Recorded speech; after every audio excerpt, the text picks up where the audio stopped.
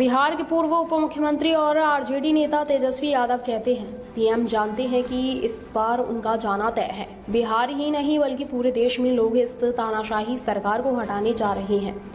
PM घबराए हुए हैं और डरे हुए हैं। मैंने पहले ही कहा है कि वह परिज़ादा है, वह कुछ भी बोल सकते हैं, वह झूठ बोलते रहते हैं। मैं उनसे कहना चाहता हूं कि धर्म के साथ साथ धर्मशास्त्र हमें कर्म की भी शिक्षा देता है।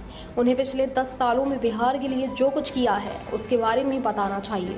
कर्पूरी ठाकुर ने पहले ही सभी धर्मों की पिछड़ी जातियों को आरक्षण दे दिया है, लेकिन जो लोग संविधान और लोकतंत्र को खत्म करना चाहते हैं उनसे पूछिए कि जब हमने आरक्षण बढ़ाया था तब उन्होंने चीजों को अनुसूची 9 में क्यों नहीं डाला। प्रधानमंत्री जी सब जान रहे हैं कि उनका जाना तय है इस बार, और इस बार जो है बिहार की जनता यानी पूरे देश की जनता जो है इस बार तानाशाही सरकार को हटाना चाह रही है। और जो कल का जो चुनाव हुआ, जो कल की तीसरा चरण का, उसमें हम लोग जो है बहुत ही अच्छे पोजीशन पे हैं। जो लोग चुनाव से पहले कुछ समझते थे, अब सब लोग जो है धीरे धीरे उंगली चबाने का काम कर रहे हैं।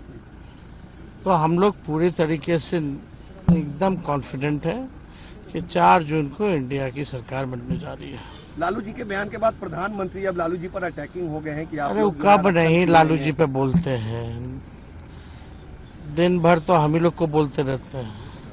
हाँ, आप देखिए ना, लगातार हमको भी दूसरे राज्य में जाकर के गाली दे रहे हैं क्योंकि घबराए हुए हैं, डरे हुए हैं। और हमने तो पहले ही बोला वो पीरजादे हैं, कुछ भी कह सकते हैं प्रधानमंत्री, केवल झूठ झूठ बोलते रहते हैं। अब तक हम लोगों ने जो आरक्षण बढ़ाया जाति आधारित गणना कराने के बाद 9वीं सूची में डालने के लिए कैबिनेट ने हम लोगों ने भेजा था, अब तक जो है 9वीं सूची में वो उन्होंने किया नहीं। क्यों नहीं किया? क्योंकि उसमें ओबीसी का, ईबीसी का, एससी का, एसटी का सब लोगों का आरक्षण हम लोगों ने बढ़ाने का काम किया। और देश भर में सबसे ज्यादा अगर है तो 75% आरक्षण बिहार में दिया गया। तो उस पर तो चुप्पी साधे हुए रहते हैं। और यही जब जाति आधारित गणना हम लोग करा रहे थे, सॉलिसिटर जनरल को खड़ा करके उसका सुप्रीम कोर्ट में विरोध करा रहे थे। एफिडेविट में भी आप लोगों ने देखा था जो उन लोगों ने दायर किया था। तो इन लोगों की करनी और कथनी में भारी अंतर है।